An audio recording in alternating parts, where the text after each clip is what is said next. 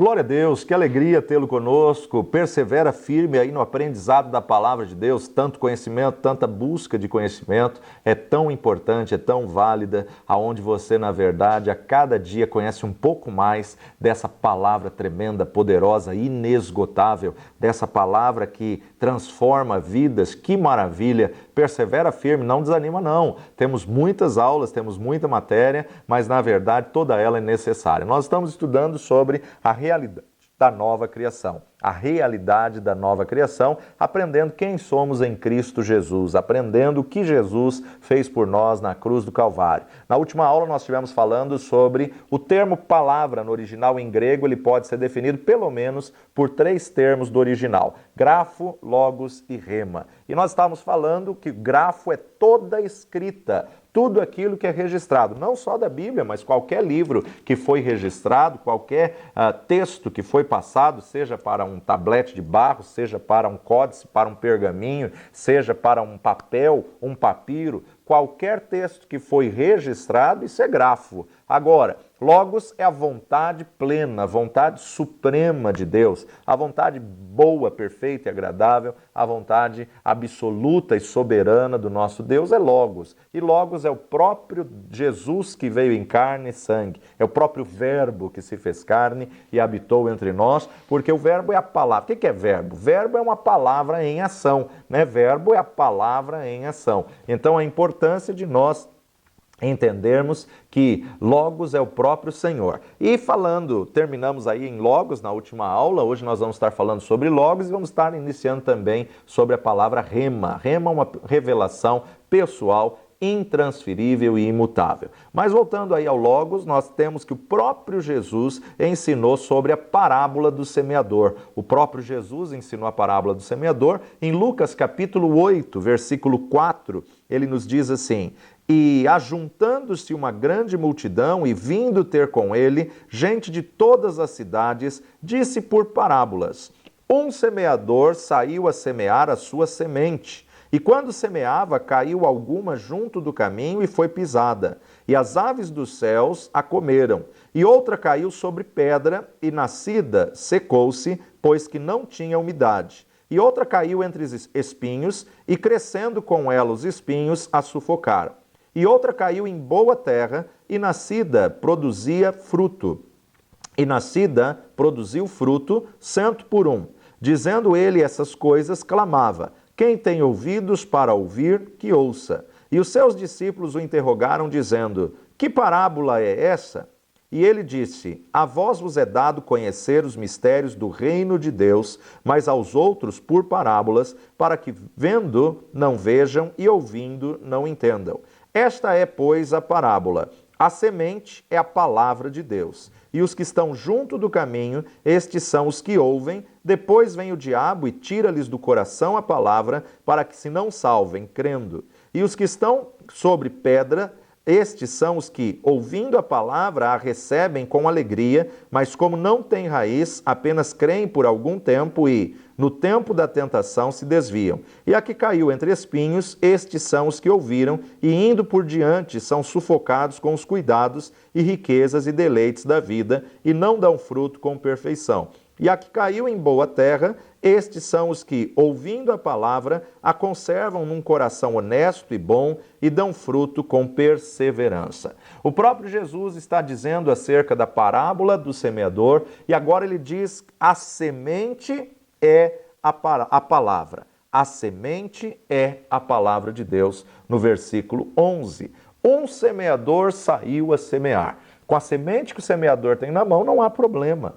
Então o semeador saiu, ele saiu a semear e ele lançou a sua semente e cada semente caiu num lugar. A semente nunca tem problema. Quando ela cai à beira do caminho, que é o solo pisado pelos homens, que já foi aí cauterizado, porque muitos pisotearam, então na verdade representa corações duros que já foram enganados e que muitas vezes, pelo mau testemunho do preletor, do pregador, ficou pisoteado pelos homens. Pelo abuso de pessoas, ficou pisoteado pelos homens. Como o caso de uma palavra de finanças, né? Você vai falar alguma coisa sobre finanças, a pessoa já fecha o coração, porque já foi muito desgastada essa situação, já foi muito desgastado esse ensinamento. Então, na verdade, nós observamos que ficou um solo cauterizado. A semente cai e não penetra, mas até essa vem a ave e come. Por quê? Porque a semente é boa, a semente nunca tem problema,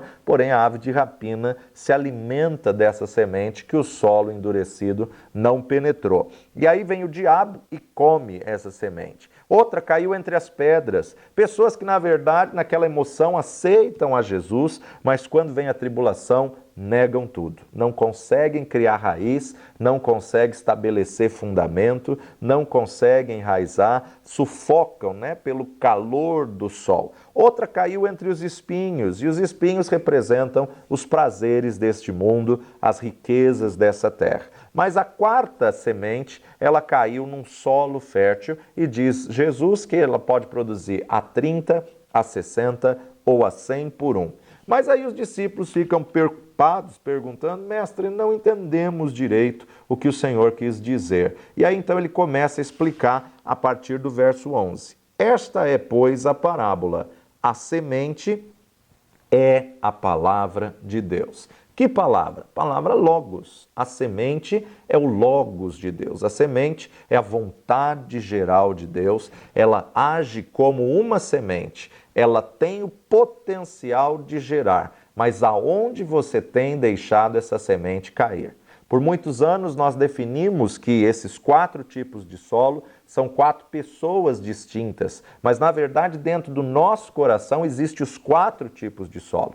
Tem algumas pessoas que ouvem um tipo de ministração, já joga à beira do caminho. Tem algum tipo de ministração, de esfera, que a pessoa ouve, ela já joga entre espinhos, porque ela já vai ficar mais pendida aos prazeres deste mundo, ou então sufocada pelas pedras. Então você tem que pegar a palavra de Deus e colocar na área fértil do seu coração. Que bom seria se todo o teu coração fosse terra fértil, se todo o teu coração fosse solo fértil e toda a semente da palavra de Deus caindo produzisse a 30, 60 e a 100 por um.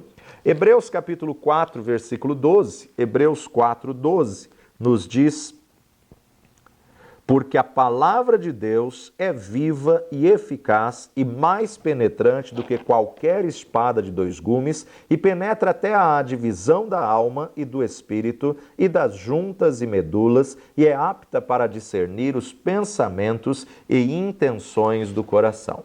A palavra de Deus é viva e eficaz. O Logos de Deus é algo vivo e que penetra, algo vivo e que, na verdade, divide. Ou seja, não é uma palavra de homens, mas é uma palavra de Deus cheia de poder. Agora nós vamos fazer aí um paralelo, uma combinação de João capítulo 1, essa tremenda revelação que João teve acerca da vinda de Jesus, mas vamos fazer um comparativo disso com Gênesis capítulo 1. Se você tem a sua Bíblia, você pode dobrar e ler os dois ao mesmo tempo assim. Então nós podemos observar o quê? João capítulo 1 e Gênesis capítulo 1. É interessante vermos o paralelo aqui do texto mosaico, quando Moisés vai definir acerca da criação de todas as coisas, da criação do universo. Defendemos, e já explicamos em outras matérias, da doutrina do intervalo, da teoria do intervalo,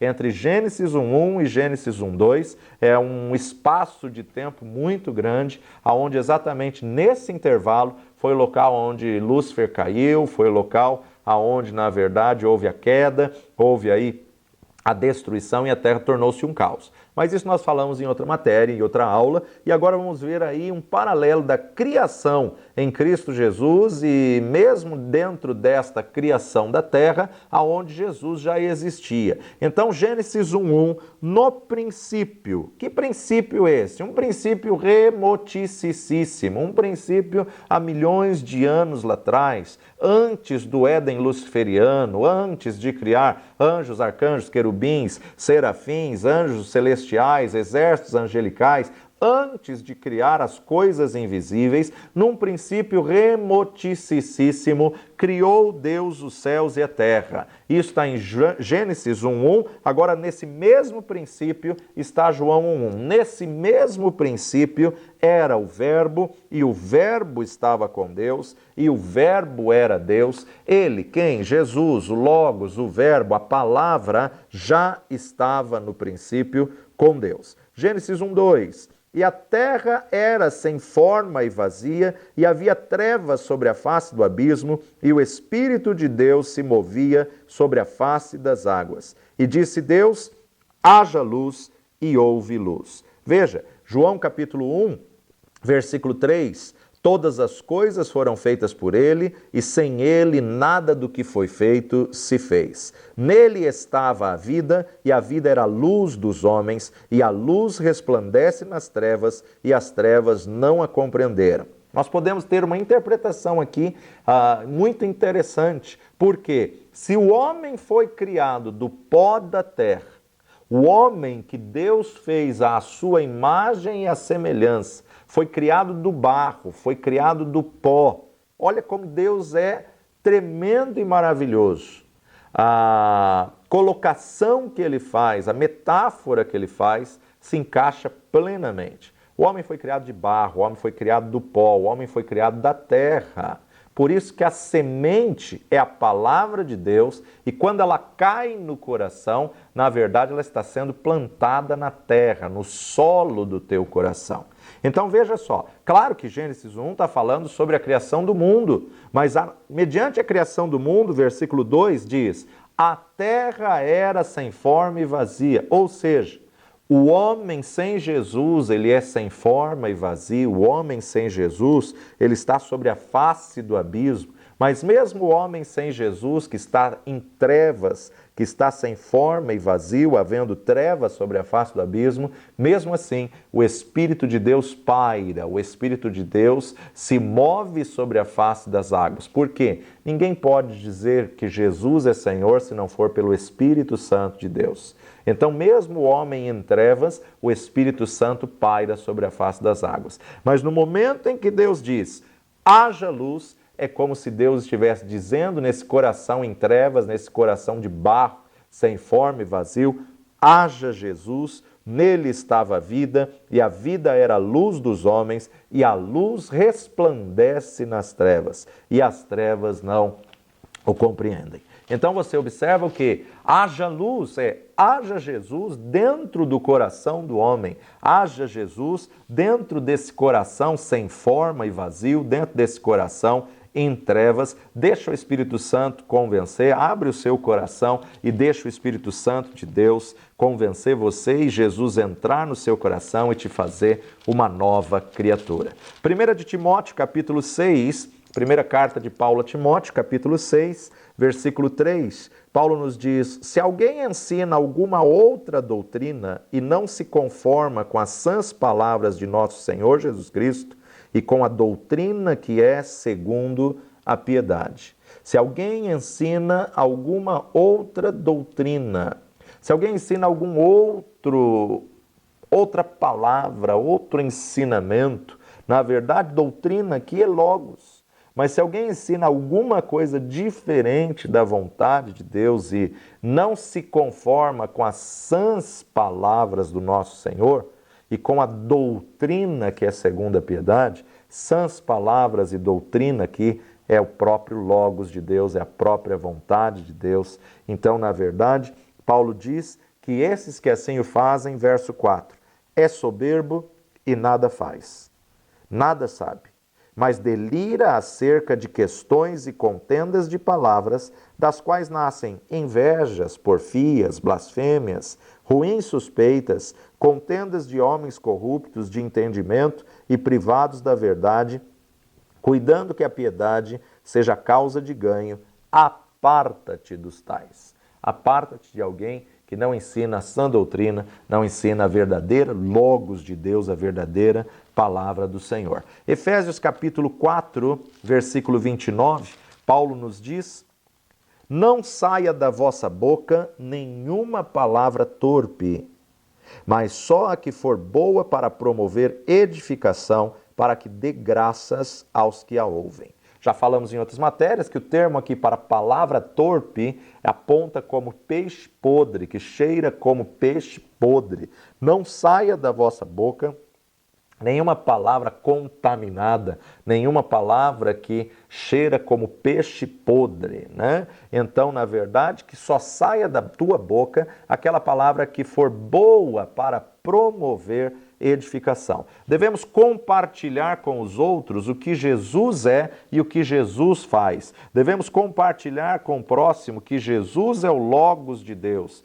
que Jesus é o Verbo que se fez carne. Devemos compartilhar mediante a ordenança da grande comissão. Mateus capítulo 28, verso 19 e 20. Portanto, ide, ensinai todas as nações, batizando-as em nome do Pai, do Filho e do Espírito Santo, ensinando-as a guardar todas as coisas que eu vos tenho mandado. E eis que eu estou convosco todos os dias, até a consumação dos séculos. Amém.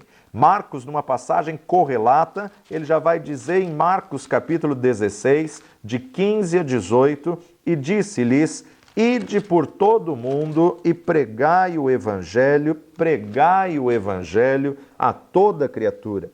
Quem crer e for batizado será salvo, mas quem não crer será condenado. E estes sinais seguirão os que crerem. Em meu nome expulsarão demônios, falarão novas línguas, pegarão nas serpentes, e se beberem alguma coisa mortífera, não lhes fará dano algum, e imporão as mãos sobre os enfermos e os curarão. Em meu nome imporão as mãos sobre os enfermos e os curarão. Então, Logos é a vontade geral de Deus. Grafo é a escrita, o registro, mas Logos, a vontade geral. E rema? Rema é a palavra revelada. Rema aponta para revelação. Rema aponta para a palavra pessoal.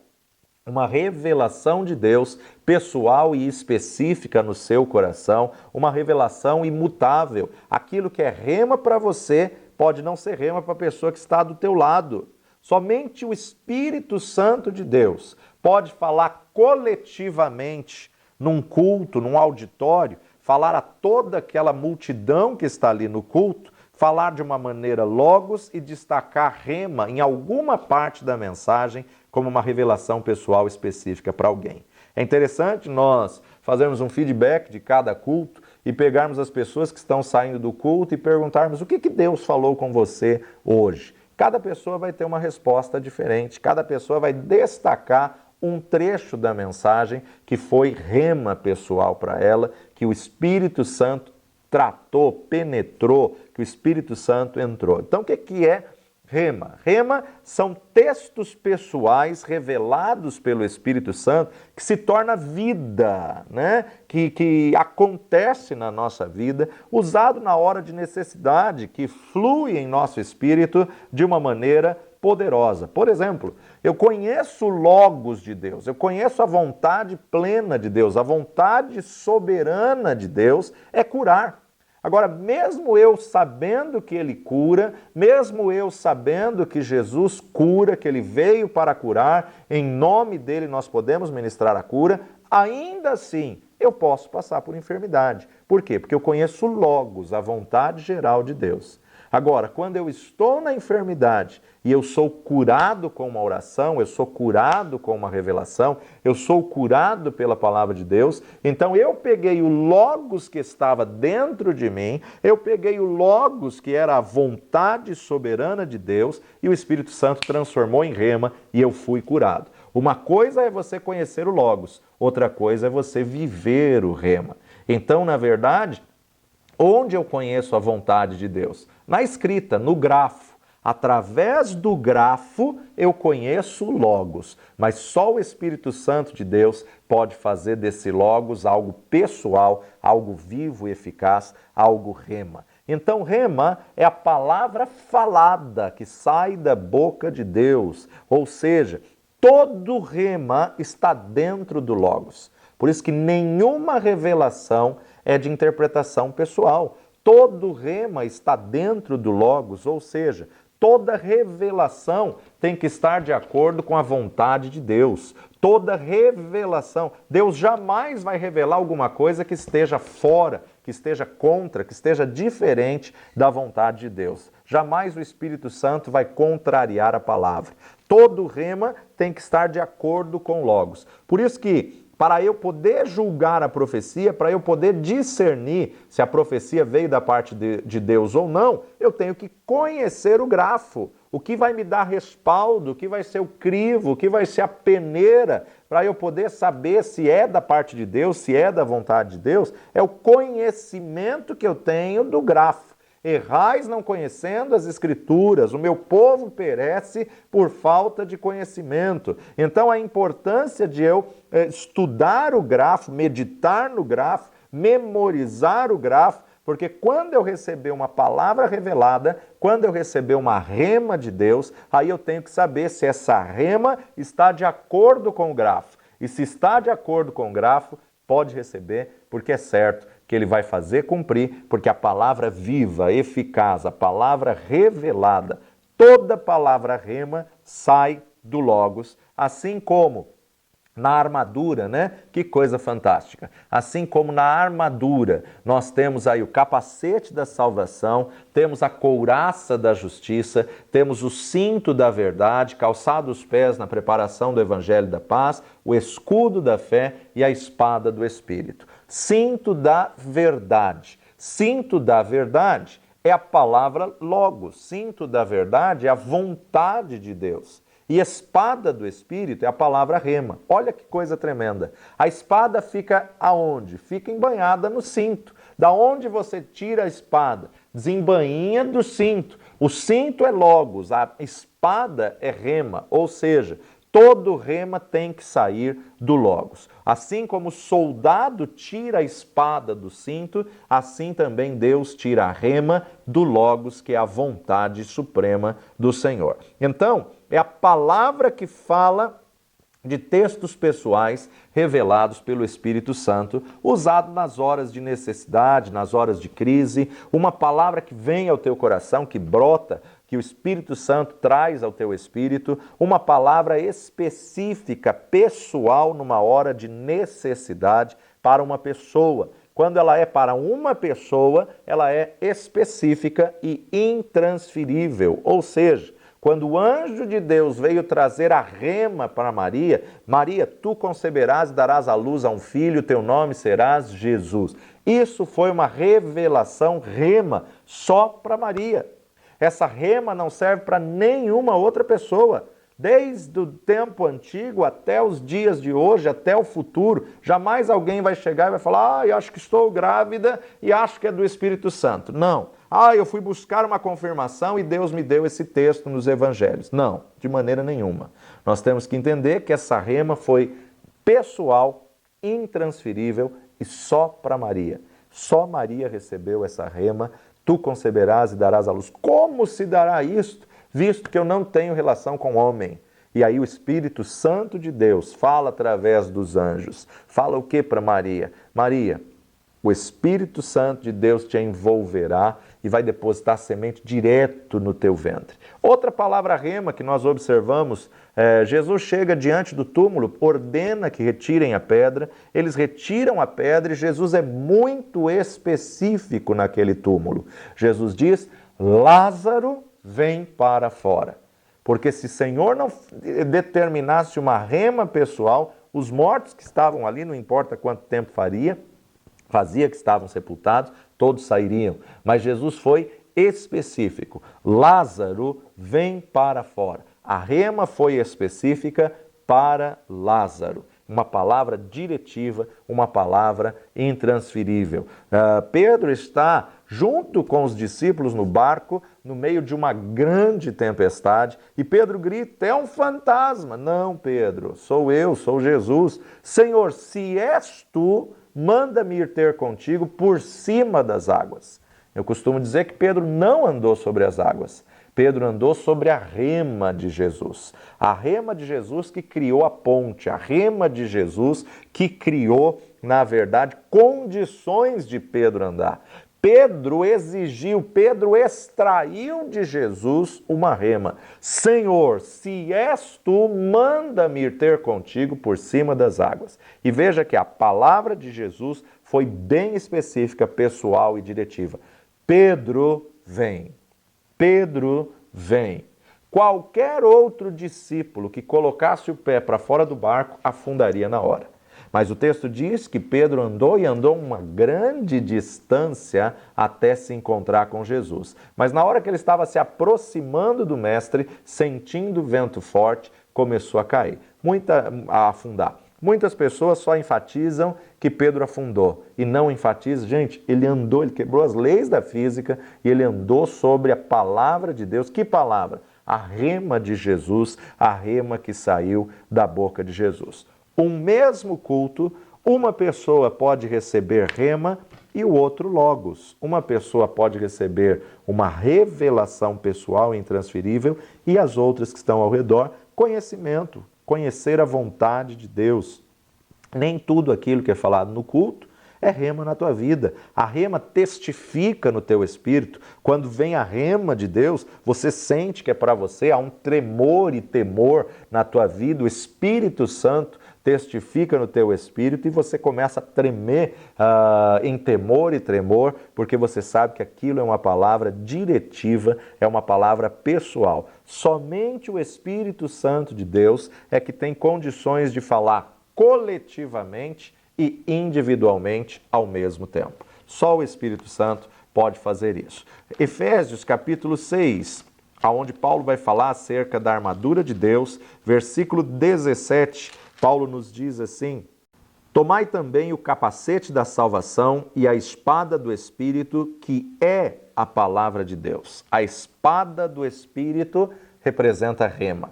O Logos é o cinto da verdade. Verdade, a tua palavra é a verdade. Agora, aqui, a espada do Espírito, a rema, ela vai penetrar. Mas é diferente, não é o mesmo do que nós já lemos em Hebreus, capítulo 4, versículo 12, que diz: porque a palavra de Deus é viva e eficaz, mais penetrante do que qualquer espada de dois gumes, e penetra até a divisão da alma e do espírito, das juntas e medulas, e é apta para discernir pensamentos e intenções do coração. Aqui é Logos, porque está falando de uma vontade geral de Deus. Agora, interessante que no original, essa palavra aqui no grego é machaira, machaira. E machaira significa uma espada pequena, uma espada de 30 ou 40 centímetros. Era uma espada específica, era uma arma poderosíssima dos dias do escritor de Hebreus, uma arma poderosíssima naquele contexto romano. Ou seja, quando havia o confronto face a face, tete a tete, o soldado usava machaira, o soldado usava uma espada de 2 fios, ou rabo de peixe, ou 2 pontas. E essas 2 pontas que o soldado, num confronto tete a tete, enfiava no ventre do adversário, e quando ele enfiava no ventre do adversário, ele torcia o cabo dessa espada para que aqueles 2 fios pudessem entrelaçar todos os órgãos da onde ela tinha pego, e aí ele puxava fora e arrancava os órgãos dessa pessoa através dessa machaira, através dessa espada. Quando você tem a rema, ninguém segura. É uma espada nas mãos do servo de Deus. A palavra é penetrante, ou seja, você acaba com as artimanhas de Satanás, ninguém te detém. É uma espada espiritual, mas é poderosa. Então aqui, mais no sentido de confronto com o inimigo. Logos é o geral, Logos é uma semente, é o esperma, é o sêmen, ou seja, se ele cair no chão, se não morrer, não dá fruto. Agora a rema não. Rema, ela é poderosa para vencer, poderosa para poder trazer transformação. O poder que ela tem na sua boca, quando você não tem a rema, é fácil o inimigo lançar dúvidas no teu coração. Quando você tem uma rema, você se torna irremovível. Por quê? Porque você recebeu uma palavra direta de Deus, Deus falou diretamente com você e nada e ninguém te move daquela convicção.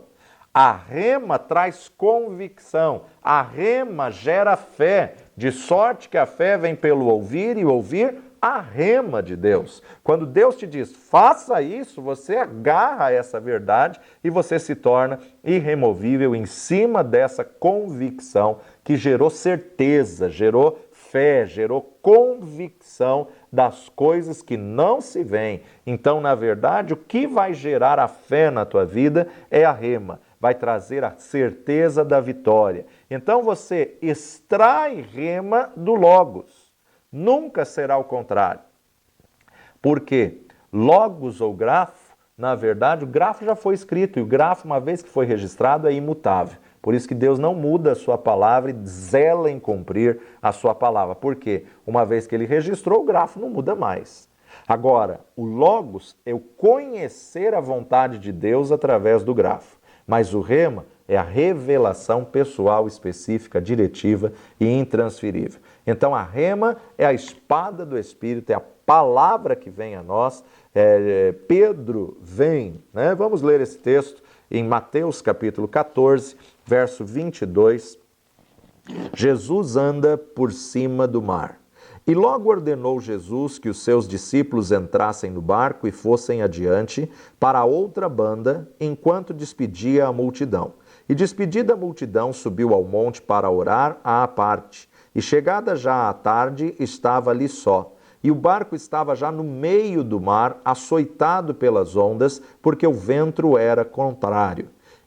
Mas à quarta vigília da noite, dirigiu-se Jesus para eles, caminhando por cima do mar. E os discípulos, vendo-o caminhar sobre o mar, assustaram-se, dizendo, é um fantasma, e gritaram com medo.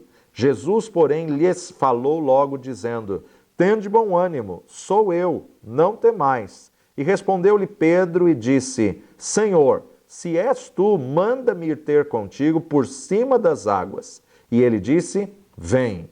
E Pedro, descendo do barco, andou sobre as águas para ir ter com Jesus. Mas sentindo o vento forte, teve medo e, começando a ir para o fundo, clamou, dizendo, Senhor, salva-me. E logo Jesus, estendendo a mão, segurou-o e disse-lhe, homem de pequena fé, por que duvidastes?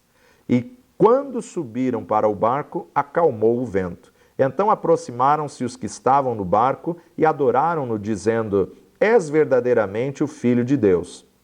E tendo passado para a outra banda, chegaram à terra de Genezaré. Então nós observamos aqui que texto tremendo, que texto maravilhoso. Jesus tinha uma missão a fazer, na verdade, ele sobe, ele vai orar e ele diz aos discípulos, podem indo na frente, interessante a gente observar isso, né? Peraí, eles estavam com barco e Jesus diz, podem indo na frente, como que Jesus iria, né?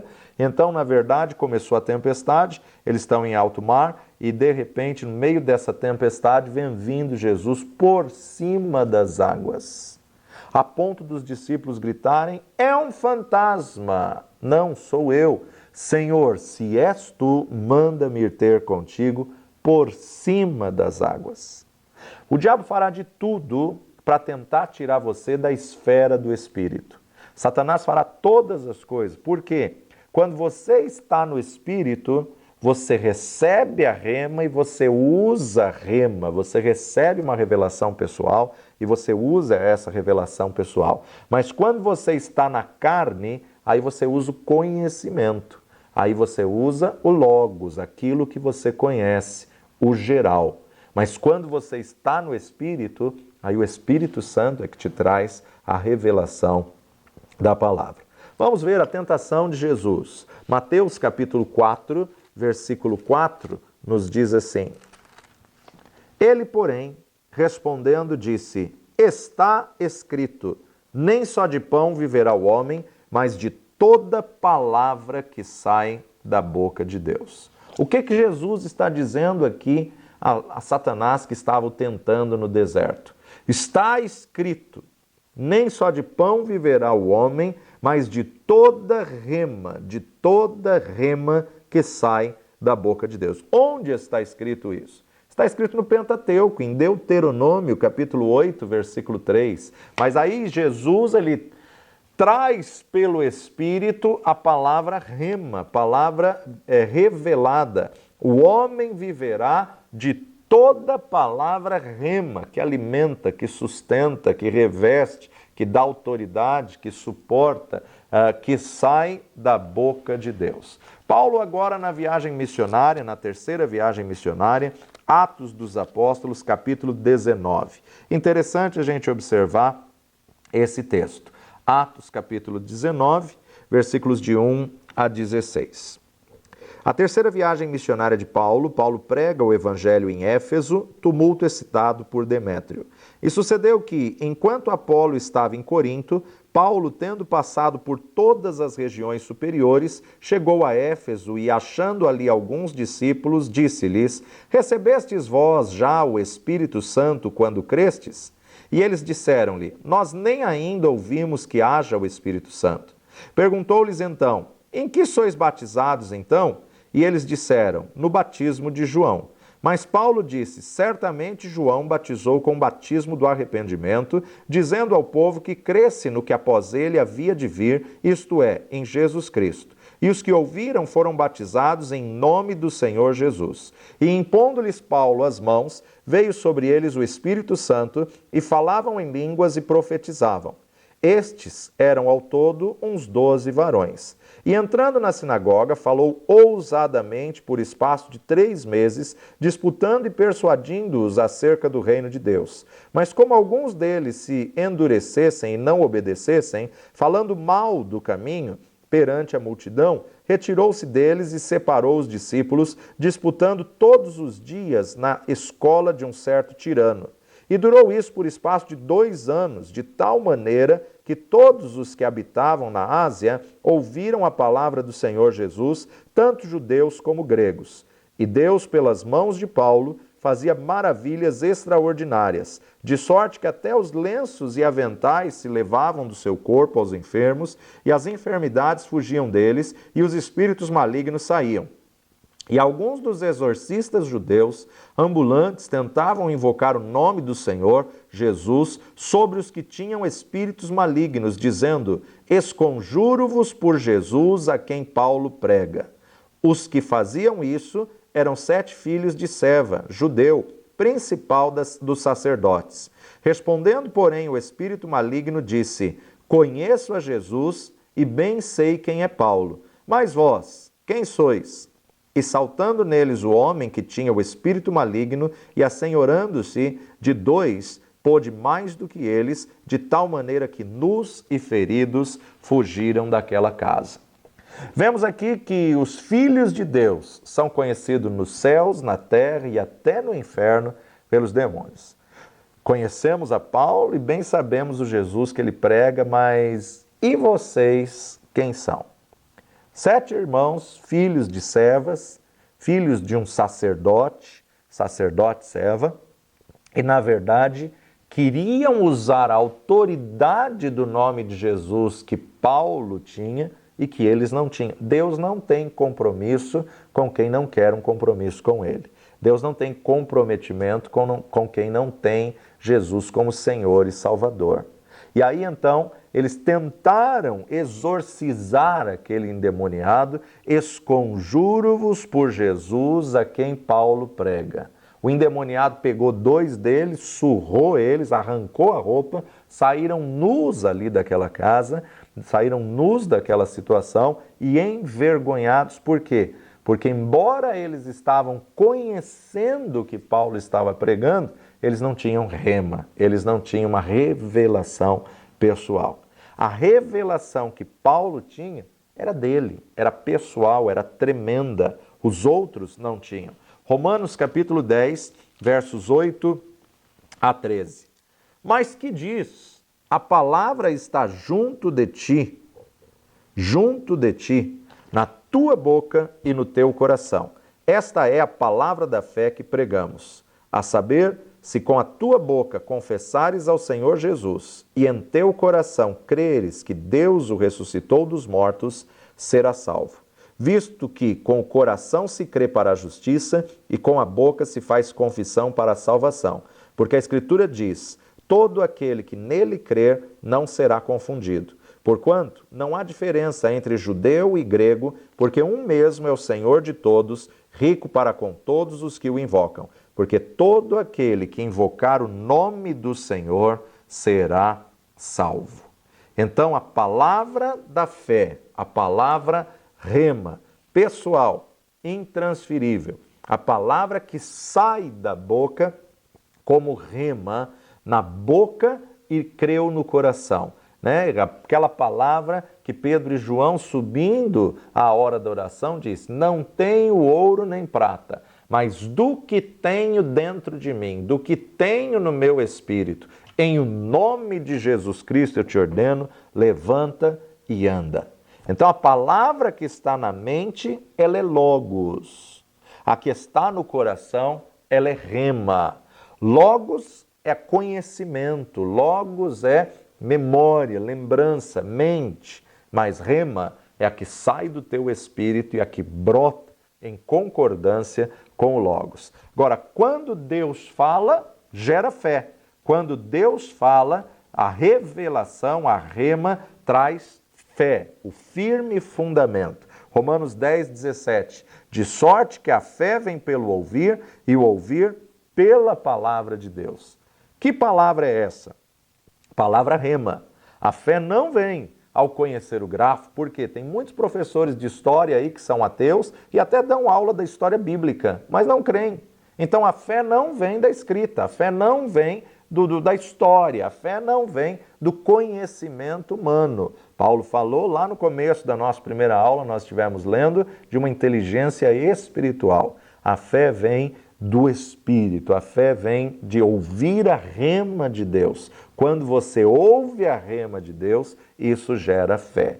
Então, na verdade, não adianta você orar: Senhor, aumenta minha fé, me dá fé. Esse tipo de oração Deus não responde. Por quê? Ele mostrou o princípio de como a fé é gerada e de como a fé vem. Quando eu dou ouvidos à palavra de Deus e ouço uma rema de Deus, quando a palavra de Deus é rema, ela gera fé no nosso coração. Deus é um Deus que fala de diversas maneiras. Deus pode falar num louvor, Deus pode falar numa oração, Deus pode falar num estudo da palavra, Deus pode falar diretamente através da sua palavra, Deus pode falar nas pregações, qualquer forma de Deus falar. Puxa, Deus falou comigo através desse louvor. Pode ser uma rema, sim. Isso vai gerar fé dentro de você. A fé vem pelo dar ouvidos à rema de Deus, a palavra rema de Deus. Deus é o Deus que tem todo o poder e Deus libera esse poder através da sua palavra. Quando Deus fala, ele libera o seu poder. Interessante que o escritor de Hebreus, capítulo 1, versículo 3, ele vai nos dizer: o qual, sendo o resplendor da sua glória e a expressa imagem da sua pessoa, e sustentando todas as coisas pela palavra do seu poder, havendo feito por si mesmo a purificação dos nossos pecados, assentou-se à destra da majestade nas alturas, sustentando todas as coisas pela palavra. Né? Isso é maravilhoso, nós observarmos uma terra de toneladas e toneladas e toneladas flutuar aí no espaço, flutuar aí no sistema solar, porque Deus sustenta pela palavra do seu poder. Sabemos que tem as leis cósmicas aí da atmosfera e, na verdade, da gravidade, e nós entendemos que quem ordenou essas leis, quem mantém essas leis, é a palavra do poder de Deus. A palavra que estabeleceu: a semente vai produzir segundo a sua espécie, o qual, sustentando todas as coisas pela palavra do seu poder, Deus tem poder de fazer, de liberar a palavra falada da forma como Ele quer. Tanto é que esse próprio escritor de Hebreus, no capítulo 11, verso 3 de Hebreus, ele diz: pela fé, entendemos que os mundos foram criados pela palavra de Deus. Foram criados de maneira que aquilo que se vê não foi feito do que é aparente. Pela fé, entendemos que os mundos, pela palavra de Deus, foram criados, de maneira que aquilo que se vê não foi feito do que é aparente. Mundos aqui não significa que existe vida fora da Terra, não.